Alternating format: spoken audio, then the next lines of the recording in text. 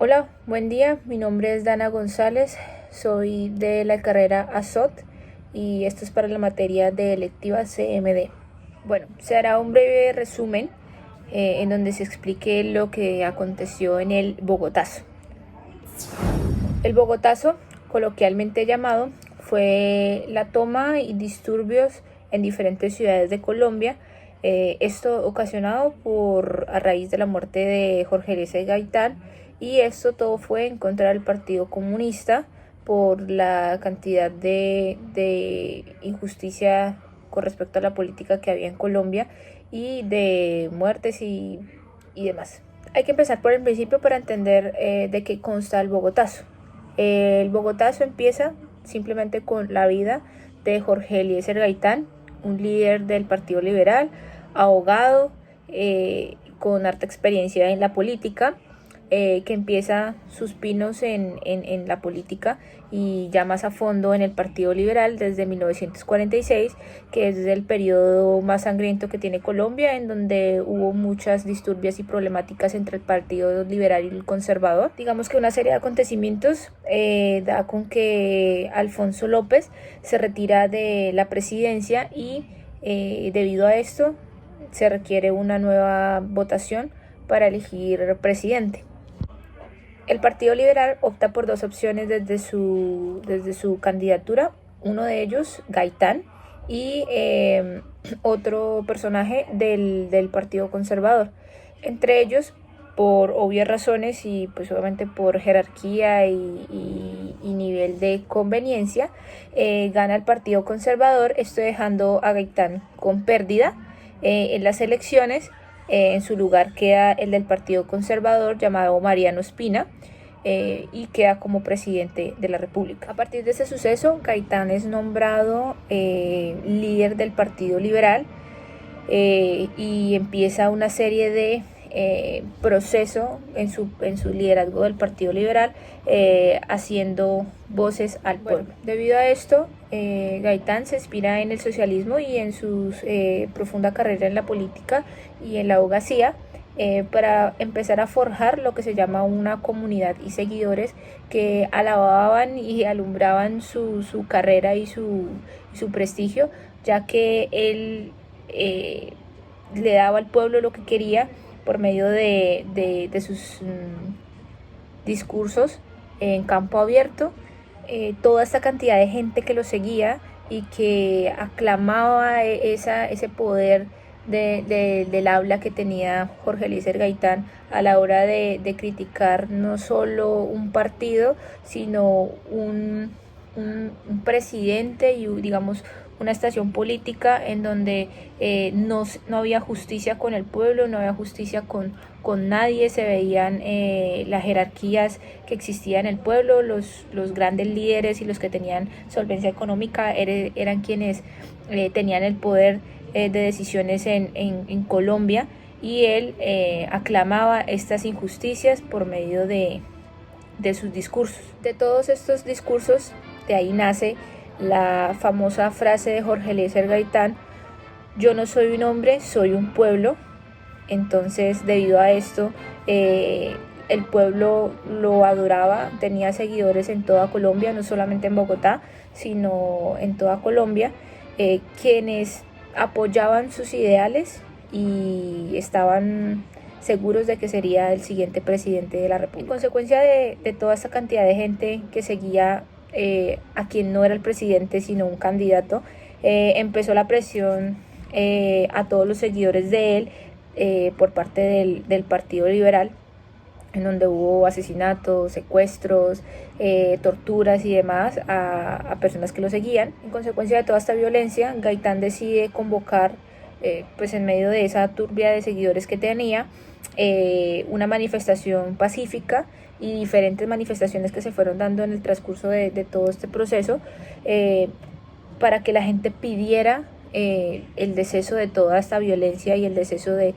todas estas contiendas que se estaban provocando. Por ello, las altas jerarquías se vieron en jaque, obviamente por los intereses, y la alta alcurnia empezó a ver a Gaitán como un enemigo, un seguidor negativo de los intereses que ellos buscaban. Gaitán era una persona que le llegaba a las personas del común, a la gente humilde, a los que realmente él creía que eran vulnerables ante la política y ante las decisiones de la presidencia y de los líderes sociales en ese momento. Entonces él por eso generaba gran impacto en las personas, porque los políticos estaban acostumbrados a que tenían que llegarle a la alta alcurnia para poder ganar puestos políticos o posiciones importantes. En cambio Gaitán se centró fue en el pueblo, en darle lo que necesitaba, que era ser escuchados. Todo esto concluye en un punto de inflexión en donde el 9 de abril sucede un acontecimiento tremendo. Jorge Eliezer Gaitán muere a consecuencia de 3 disparos por la espalda. Todo esto ocurrió en la avenida Séptima con Jiménez, donde Juan Roa Sierra deliberadamente dispara contra Jorge Eliezer Gaitán, ocasionándole la muerte. Jorge Eliezer Gaitán estaba saliendo de una reunión con su equipo y otros líderes del grupo liberal, y saliendo de almuerzo, simplemente a la 1 de la tarde aproximadamente, es abatido. De aquí nacen un aproximado de 72 horas de solo violencia y caos, no solo ocasionados en Bogotá, sino que empezaron a surgir en toda Colombia y en las principales ciudades del país. Después de estos disparos, que son escuchados por toda la turbia, porque pues las oficinas de Gaitán eran muy centrales en ese entonces, quedaba colindando con casi todas las radios más importantes de Bogotá y de Colombia. Se ocasiona una revuelta inmediata en donde todos se van y encima de Juan Roa, deliberadamente golpeándolo y demás hasta ocasionar la muerte. Todos ellos en una turbia se van por la Calera y llegan al Palacio de Nariño, y ahí dejan el cuerpo sin vida de Juan Roa. Incendios, heridos, saqueos, disturbios ocasionados en torno a esta situación, en donde nadie sabía qué pasaba. El presidente, mediante la Guardia y la Policía Nacional, intentaron controlar todos estos disturbios, pero pues digamos que fue difícil llegar a controlar todo esto, porque no solamente era en un lugar, sino eran absolutamente en todos los lugares. Hubo muerte tanto de inocentes como de gente involucrada con la política, pero en todo esto hay un actor principal y primordial, que fueron las radios nacionales, ¿sí? Ellas, en vez de promover la calma, apenas, pues digamos que fue instantánea la noticia, porque fue, digamos, el entorno de ellos donde se dieron cuenta de la muerte de Gaitán, empezaron a provocar al pueblo por medio de las emisiones de radio, para que salieran y a las armas, a las armas.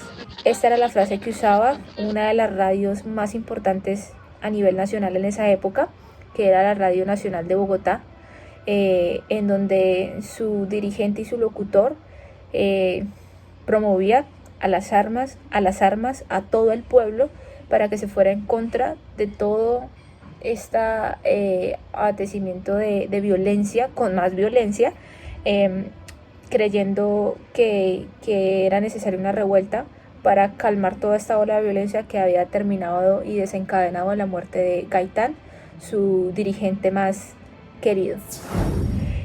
Más o menos hubo un aproximado de 400 a 500 muertos en Bogotá, pero la cifra exacta nunca se supo.